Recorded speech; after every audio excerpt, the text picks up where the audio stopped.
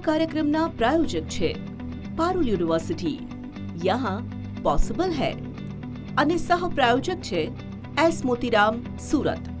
સ્વાદ સંબંધ બનાવે। ટીવી 13ની ન્યૂઝ ટીમ જે છે ઈસનપુર વોર્ડમાં પહોંચી છે અને ઈસનપુર વોર્ડમાં કયા પ્રકારની સમસ્યાઓ જે છે અને નવા ઉમેદવાર પાસેથી શું આશા અને અપેક્ષા રાખી રહી છે એ તમામ મુદ્દા ઉપર આપણે લોકોની સાથે ચર્ચા કરીશું।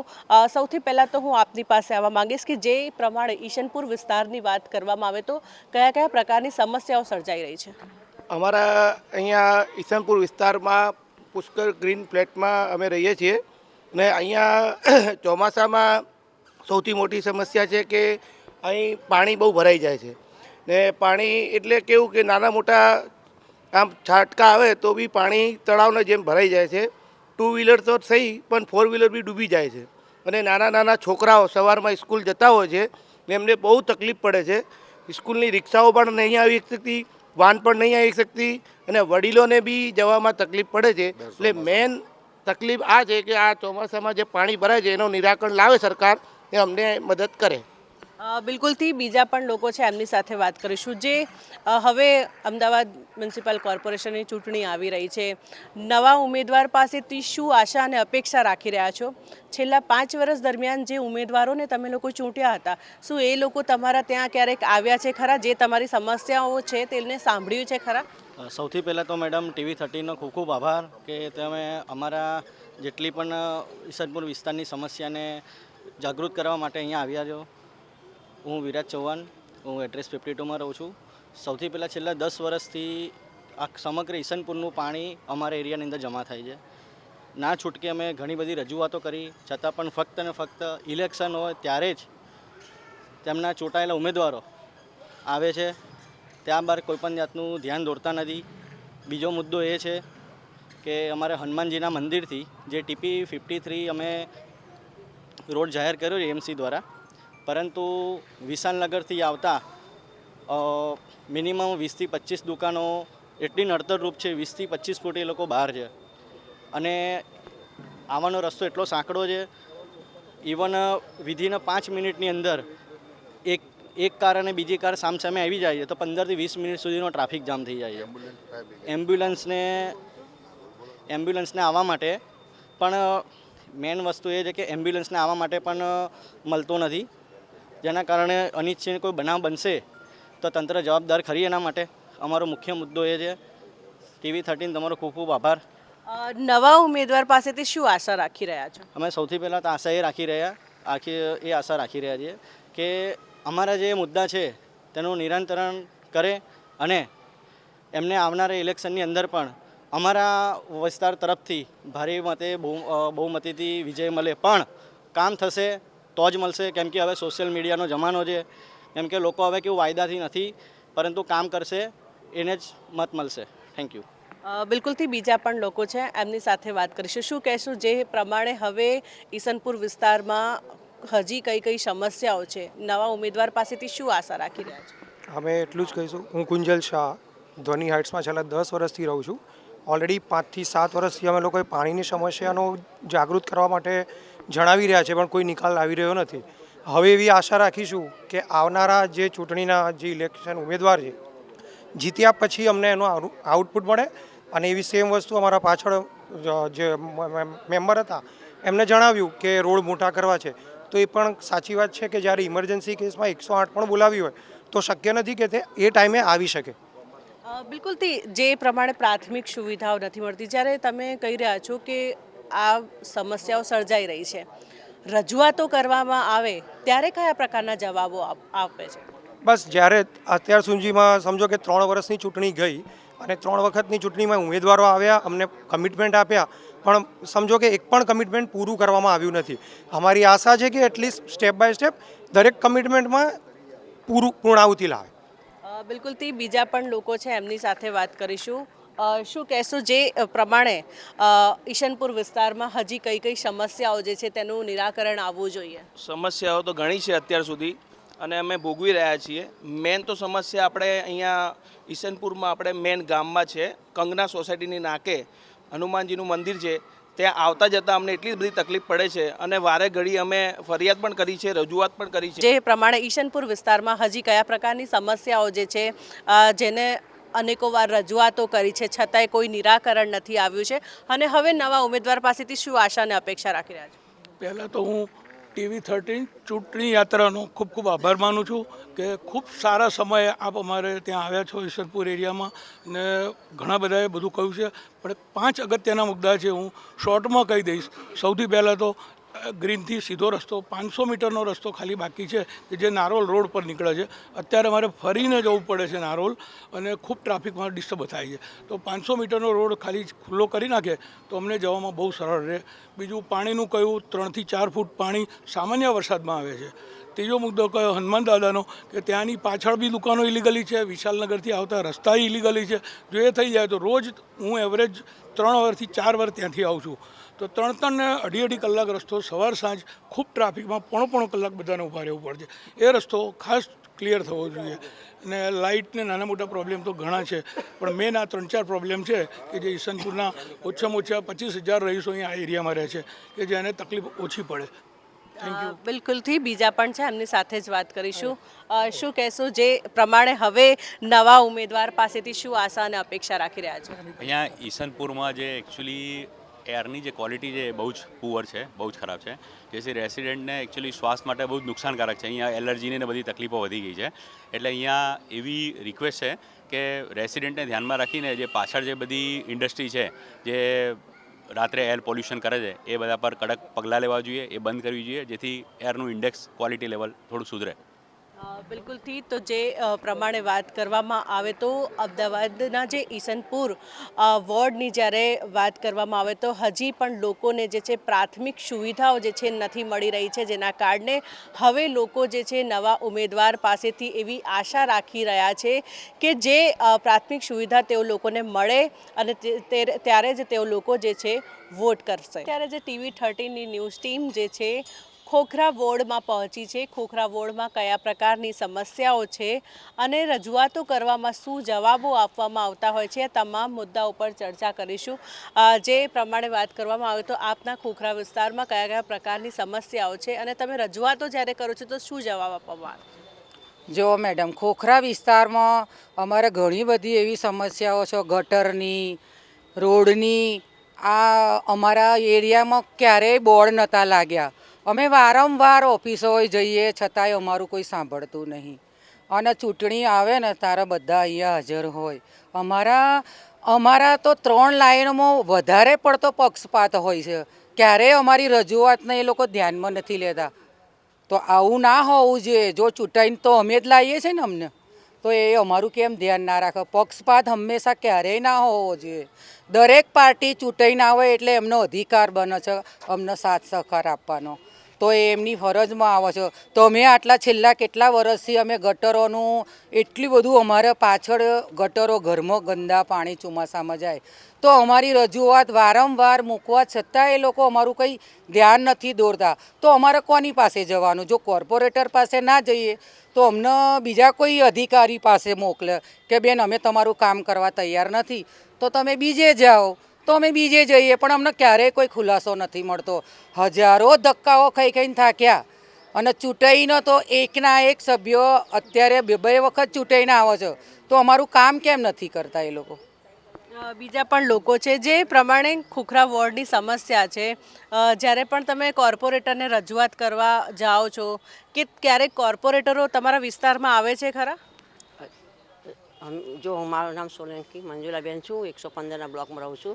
અહીંયા 115, 116, 117, 118 ને 119 એની તમામ ગટરોનો પ્રોબ્લેમ છે. એ પ્રોબ્લેમનો કોઈ સોલ્વ થતો નથી. અમે દરેક કોર્પોરેટર જોડે ગયા, મ્યુનિસિપાલિટી કોર્પોરેશનની ઓફિસમાં ગયા, ઝોન ઓફિસમાં ગયા. એ ત્યાં જઈએ તો અમને એવો જવાબ આપે છે કે તમે ત્યાં પ્રગતિનગર જાઓ. ત્યાં બી જ્યાં ત્યાંથી તો કોઈ અમને સોલ્યુશનનો કોઈ જવાબ નથી આવતો. કોઈ રીતે કોઈનો કોઈ સારો ઉલ્લેખમાં નહીં મળતો. તમે તમારી ગટરો આવીશું, તમારી ગટરોની સુવિધા કરીશું. આજે ગટરોનો લગભગ 70 વર્ષ થઈ ગયા. એ ગટરોને એવી તમને પ્રોબ્લેમ ઊભો થયો છે કે આપણું બાળક પાછળ રમતું તો આપણને ડર લાગે કે અંદર પડી જશે. એવી ગટરની સમસ્યા ઊભી છે, પણ એનો કોઈ સોલ્યુશન લાવતા નથી. ખોખરા વિસ્તારમાં વિકાસ થયો છે ખરા?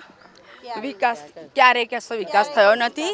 જ્યારે વચ્ચે કહેવામાં આવ્યું હતું કે તમારે નવી ગટર કરી આપીશું, ત્યારે બરાબર એ નવી ગટર અમારી કરી નથી અને અમારા બધાના નામ લખીને લઈ ગયા કે થઈ જશે કામ. તો ક્યારે થશે? એ કામ થવું જોઈએ.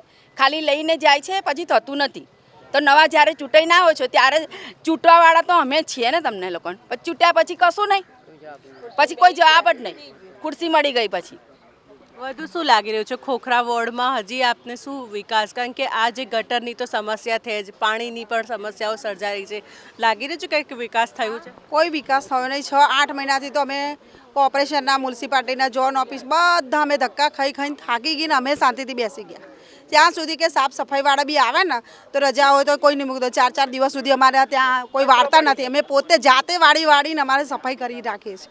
અને અમારા છોકરાઓને, બાળકોને બહાર રમવા માટે અમારે પોતે કચરાના ડબ્બા ભરીને બહાર ફેંકવા જવું પડે. આ બધી બહુ જ બધી ઘણી સફાઈ છે કે આજ સુધી એનો કોઈ નિકાલ નથી આવ્યો. 8 મહિનાથી તો અમે પોતે બધા છોકરાઓ અમારા અહીંના જે બિચારા દિવસો રાત દિવસ જોતા નથી, ખરા તડકામાં જઈ અને મ્યુનિસિપાલિટીને ત્યાં આગળ રજૂઆત કરે છે, પણ આજ સુધી એનો કોઈ નિકાલ નથી આવ્યો. હવે જે પ્રમાણે નવા ઉમેદવાર, જેમ કે ચૂંટણી હવે આવી રહી છે, નવા ઉમેદવાર પાસેથી શું આશા અને અપેક્ષા રાખી રહ્યા છો?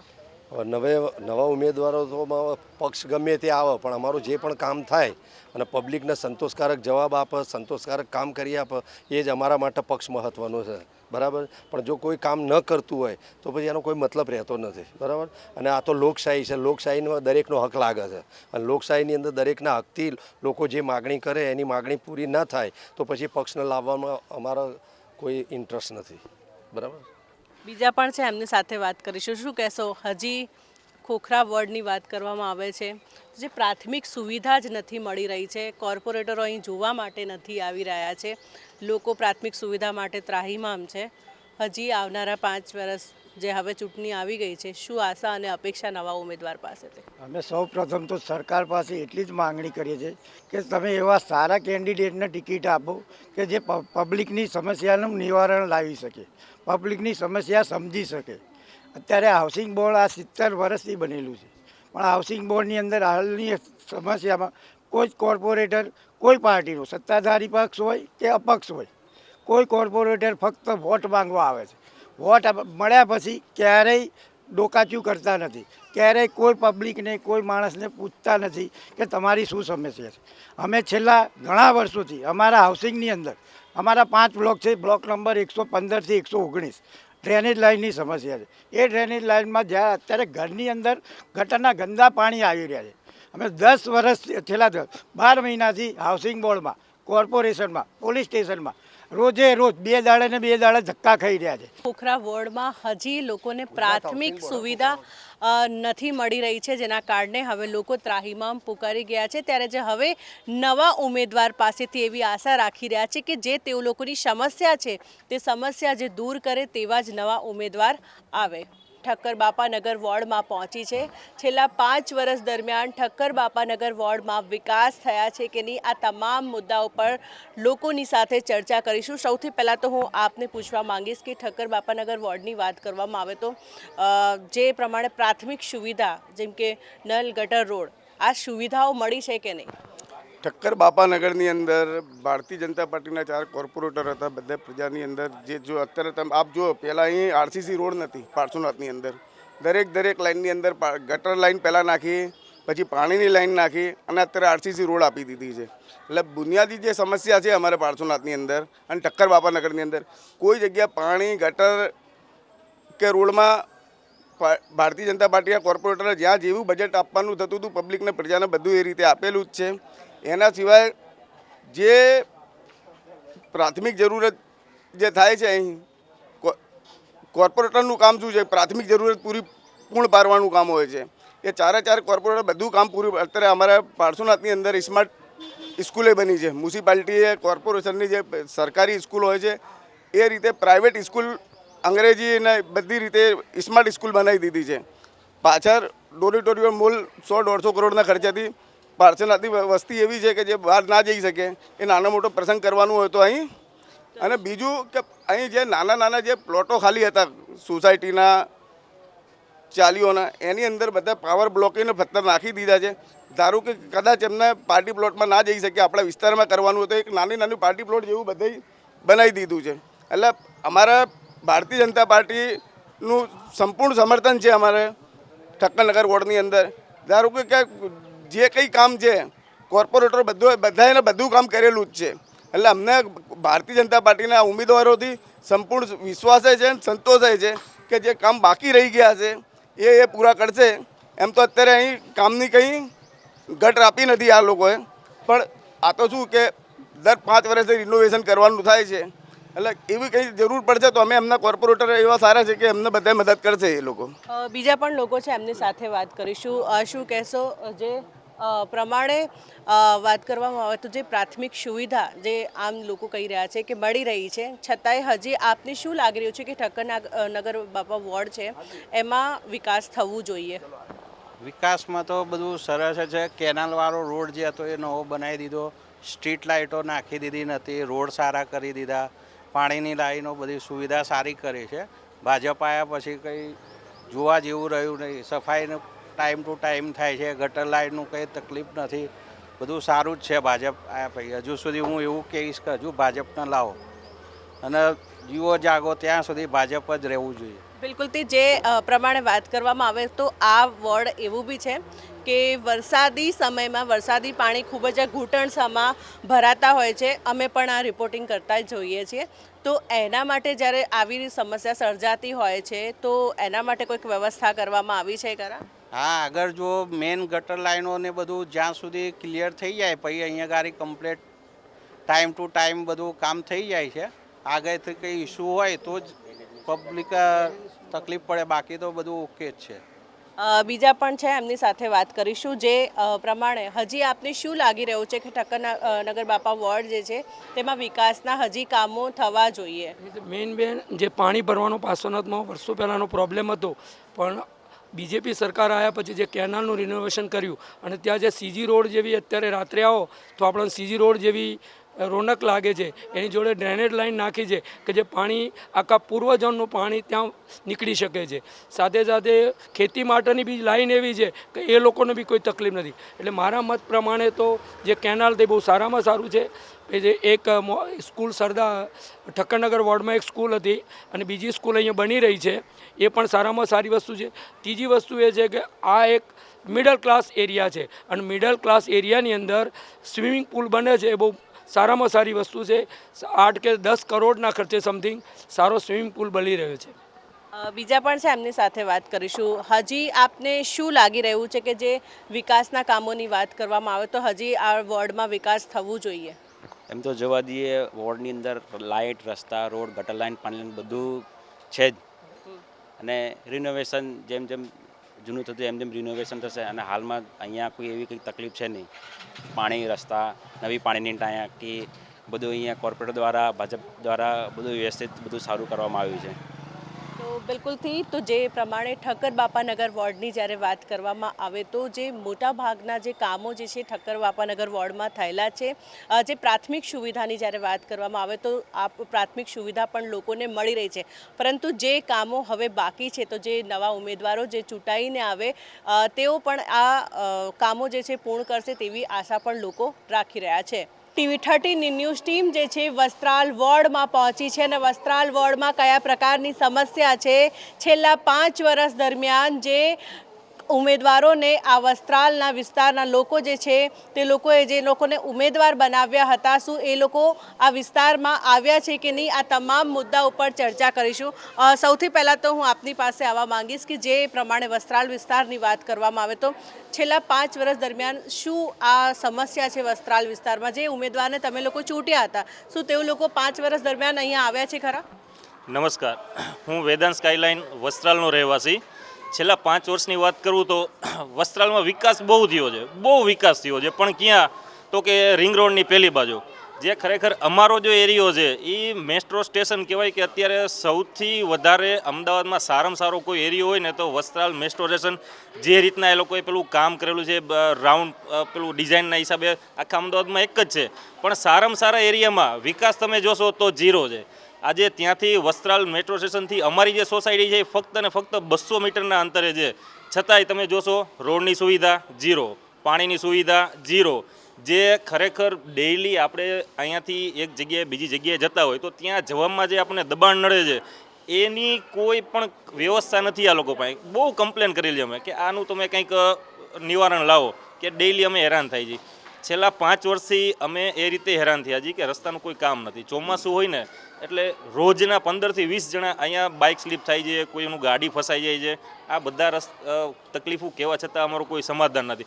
કોર્પોરેટર છે કે જે હતા પહેલાં અને કદાચ હવે એ છે કે નથી એ બીજી વાત છે, પણ એમને બોલાવીએ છીએ, રજૂઆત કરીએ છીએ, પણ કોઈ કામ એ લોકો કરતા નથી. અમે બહુ એમને કીધું, પછી અમે એમસીમાં ને ત્યાં બધે કમ્પ્લેન કરી લઈ છે કે ભાઈ અમે ટેક્સ નથી ભરતા, તો કે ના તમે ભરો છો. તો મેં કીધું અમે ઓછો ભરીએ છીએ, તો કે ના રિંગ રોડની પેલી બાજુનો જે ટેક્સ છે એ જ તમે ટેક્સ ભરો છો, તો અમને પાયાની સુવિધા કેમ નહીં? એ લોકો કહે કે ના થઈ જશે, અને કોર્પોરેટર આશ્વાસન આપે કે અમે કરી દેશું. ને આવી બધી વાતોથી અમે કંટાળીને અમે છેલ્લે અમે સોસાયટીવાળાએ આજુબાજુની 10 સોસાયટીઓ એવું નક્કી કર્યું કે આપણે જ એવું કરીએ કે આપણે જે લોકોને એન્ટ્રી નહીં આપીએ કે ભાઈ તમે મતદાન માટે અમારી સોસાયટીમાં ના આવતા, બાકી તમારે જે કરવું એ કરો. એટલે અમારી ઘણી તકલીફ છે જેનું કોઈ જ સોલ્યુશન નથી. ખરેખર અમારો એરિયો છે એ મેન એરિયો છે, છતાં એમને કોઈ પાયાની સુવિધા મળી નથી. અને 5 વર્ષમાં એવું તો બન્યું નથી કે એ લોકોએ વિઝિટ કરી હોય કોર્પોરેટરે કે ના ભાઈ તમારી સોસાયટીમાં અમે જોવા આવી કે શું તકલીફ છે. આ કોઈ વસ્તુ બની નથી. અને ખરેખર અમે બધા પક્ષોથી કંટાળી ગયા છીએ. કંટાળીને નિર્ણય લીધો છે કે આ વખતે અમારી સોસાયટી અને આજુબાજુની 4-5 સોસાયટી છે કોઈ મતદાન કરશે નહીં. જય હિન્દ, જય ભારત. મેટ્રો સ્ટેશન નજીક હોવા છતાંય પાયાની સુવિધા જે લોકોને નથી મળી રહી છે. આપણી સાથે બીજા પણ લોકો છે, એમની સાથે વાત કરીશું. શું કહેશો જે પ્રમાણે કેટલી સમસ્યાઓનો સામનો કરવો પડી રહ્યો છે વસ્ત્રાલવાસીઓને? અત્યારે તો મેટ્રો એકદમ નજીક છે, અમારે 200 મીટર જ થાય છે. હું રોજ જોબ કરું છું, મેટ્રોમાં જ જાઉં છું, બરાબર છે. મેટ્રો હોવા છતાં ત્યાં પાર્કિંગની સુવિધા નથી. ત્યાં આપણે સવારે પહોંચીએ છીએ અર્લી 9 AM અરાઉન્ડ, બટ ત્યાં કોઈ સુવિધા છે નહીં પાર્કિંગની, એટલે પ્રોબ્લેમ એ થાય છે. ત્યાંથી રિટર્ન આપણે ઘરે આવીએ છીએ તો રસ્તામાં બી કેવું હોય છે, એક દિવસ ઉપર બનાવી દેશે ડામર નાખી અને રેતી નાખી દેશે, બીજા 2 દિવસ જાય એટલે પાછું હતું એવું ને એવું. એટલે કોઈ વસ્તુ જે બી કરે છે એમાં કોઈ સોલ્યુશનવાળી વસ્તુ થતી નથી કે જે એકવાર કર્યા પછી લોંગ ટર્મ માટે તમારી સુવિધા બની રહે. શોર્ટ ટર્મ માટે એમના દેખાવા માટે ખાલી એ લોકો બનાવે છે, પાછી 2-4 દિવસમાં હતું એવું ને એવું થઈ જાય છે. એટલે એ જ પ્રોબ્લેમ દરેક વ્યક્તિ અહીંયાથી અપડાઉન કરતો હોય એ વ્યક્તિ દરેક એનો શિકાર બને છે. એટલે અમારો એ જ પ્રશ્ન છે કે તમે અહીંયા જે પાયાની સુવિધા કહેવાય કે રોડ રસ્તા કે જે રોજ અવર જવર આપણે દિવસમાં 25 વાર નીકળવાનું હોય તો ત્યાં વ્યવસ્થિત આપણે જઈ શકીએ, આવી શકીએ. જે પ્રદૂષણ થાય છે એ ઓછું થાય. અત્યારે એના લીધે થઈ પ્રદૂષણનું અહીંયા પ્રમાણ તમે નહીં જુઓ, સાંજે વધી ગયું છે અને એના લીધે જે વડીલ હોય એ લોકોને બી ઘણી બધી તકલીફો બીમારીઓનો શિકાર થવું પડે છે. અહીંયા ઘણા બધા એક્સિડન્ટો થાય છે, અહીંયા વ્હીકલો ફસાઈ જાય છે હેવી, તો એના લીધે ઘણી બધી તકલીફો પડે છે. એટલે એ રીતે અમે ડિસાઈડ કર્યું છે કે ભાઈ જ્યાં સુધી અમારું સોલ્યુશન નહીં આવે ત્યાં સુધી કોઈ બી પક્ષોને અમે એન્ટ્રી આપવાના નથી. બિલકુલથી નવા ઉમેદવાર પાસેથી, જેમ કે જૂના કોર્પોરેટર તો તમારા વિસ્તારમાં કામ જ નથી કર્યા છે, નવા ઉમેદવાર પાસેથી શું આશા રાખી રહ્યા છે? અમે તો પહેલાં તો અહીંયા કોઈ પણ પક્ષના ઉમેદવારોએ અમારે જે તકલીફો પડી રહી છે એનું કોઈ પણ જાતનું નિવારણ લાયા નથી, બરાબર. બીજું કે હવે અમે એક જ વસ્તુની આશા રાખીએ છીએ કે કોઈ પણ પક્ષના ઉમેદવાર આવે તો અમારી જે કંઈ તકલીફો છે, રોડ રસ્તા કે ટ્રાફિકની જે કંઈ પ્રોબ્લેમો ચાલી રહ્યા છે એનું નિવારણ લાવે, એનો કોઈ પણ રસ્તે એનો હલ નિકાલે, એવી જ અમારી અપેક્ષાની એવી જ આશા છે. આ એટલા માટે કે અમે બોર્ડ લગાવ્યું છે કે અમારા 5 વર્ષથી છેલ્લા અમે કંટાળી ગયા છીએ કે અમારે જે રસ્તાનો રોડનો જે પ્રોબ્લેમ ચાલી રહ્યો છે, વરસાદની અંદર અમારે પાણી ભરાય છે, રોગચાળો થાય છે, સિનિયર સિટીઝનને દરેક જાતની આવવા જવામાં તકલીફો પડી રહી છે. એટલે છેલ્લા 5 વર્ષથી આ પ્રોબ્લેમના હિસાબે અમારે આ બોર્ડ લગાવવું પડ્યું છે. હવે કોઈ પણ પક્ષ કે ઉમેદવારવાળા આવે અમે એ જ આશા રાખીએ છીએ કે અમારી તકલીફને એ દૂર કરે તો જ અમે વોટિંગ કરીશું. અહીંયા આગળ આપણે રોજ જ્યારે જમીએ ત્યારે એવું ફીલ થાય છે કે 500 ગ્રામ ધૂળ બી જોડે ખાઈએ છીએ. અને જોડે જોડે જે વડીલો છે, જે બાળકો છે, જે એટલી બધી ધૂળ અહીંયા થઈ ગઈ છે, તમે જોઈ શકો છો કે ધૂળના કારણે ઘરમાં પણ ધૂળ આવે છે અને જમવામાં પણ ધૂળ આવે છે. સાથે સાથે જે વિકાસ થયો છે, જે મોલ્સ બની ગયા છે, તમે આગળ રિંગ રોડ આગળ જોશો તો રોજ કેટલો ટ્રાફિક થાય છે. અહીંયાથી આપણે નિરાંત ચોકડી તરફ બી જવું હોય કે પેલી બાજુ તો પણ અડધો કલાક જેવો સમય થઈ જાય છે અને ટ્રાફિકનું કોઈ સોલ્યુશન આવતું નથી ત્યાં આગળ. બીજું વધુ મારે એવું કહેવા માગીશ કે અહીંયા કે મેટ્રો સ્ટેશન એકદમ 200 મીટરની દૂરીમાં છે અને 200 મીટરની દૂરીથી અહીંયા આવતા અમને અગર 20 મિનિટ લાગી શકે તો રોડની વ્યવસ્થા તમે જોઈ શકો છો. જે રોડ છે આગળ જતા એ લોકોએ મોટા કર્યા છે, ઉપર કર્યા છે. એના કારણે જે વરસાદમાં અમને જે સમસ્યા આવવાની છે, હું તમને અત્યારથી કહી દઉં છું કે પાણી બધું ઉતરીને આ બાજુ આવવાનું છે. ચોમાસામાં ઓલરેડી અહીંયા વોટર પાર્ક જેવું પોઝિશન થઈ જાય છે, જે આ વર્ષે વધવાની છે. જો કામ કરી શકવાનું હોય તો જ આવે, ખાલી ખોટા વચનો ના આપે અને પ્રજાને ભરમાવે નહીં. આભાર. બિલકુલથી ખોટા વચનો ના આપે. બીજા પણ છે, એમની સાથે વાત કરીશું. શું કહેશો? આપ તો એજેડ છો અને સાથે જ રોડ પણ ખરાબ છે, ખૂબ જ પરિસ્થિતિ વસ્ત્રાલ વિસ્તારની ખરાબ જોવા મળી રહી છે. શું નવા ઉમેદવાર પાસેથી આશા અપેક્ષા રાખી રહ્યા છો? સૌથી પહેલો તો આ જે ડસ્ટનો પ્રોબ્લેમ છે એટલો બધો ખતરનાક છે કે આ વિસ્તારના એકે દવાખાના એવા નથી કે જેમાં હાઉસફુલ ના જતા હોય, માત્ર ડસ્ટના પ્રોબ્લેમને લીધે એટલા બધાને શ્વાસનો તકલીફ થાય છે કે કોઈ હાજુ રહી શકે નહીં. પહેલાં એ કામ ના કરે ત્યાં સુધી વોટિંગ કરવાનો મતલબ નથી. વોટ લઈને જતા રહે પછી કોઈ માણસો આવતા નથી. એટલે જ અમે બધા ભેગા થઈને નક્કી કર્યું કે આપણે કોઈને વોટ આપવો નથી, ઇલેક્શનવાળાને કોઈને અહીંયા આવવા દેવા નથી. તો બિલકુલથી તો જે પ્રમાણે વાત કરવામાં આવે તો હવે જે વસ્ત્રાલ વોર્ડમાં જે છે ન્યૂઝ ટીમ જે પહોંચી હતી અને સાથે જ જે વસ્ત્રાલ વિસ્તારના જે લોકોને જે છે વાત કરી લોકોની સાથે, તેઓ લોકોને હવે પ્રાથમિક સુવિધા જે છે નથી મળી રહી છે અને જેના કારણે તેઓ લોકોએ આ વખતે મતદાન નહીં કરે તેવો નિર્ણય લીધું છે. આ કાર્યક્રમના પ્રાયોજક હતા પારુલ યુનિવર્સિટી, યહાં પોસિબલ હૈ, અને સહપ્રાયોજક હતા એસ મોતીરામ સુરત. સ્વાદ સંબંધ બનાવે.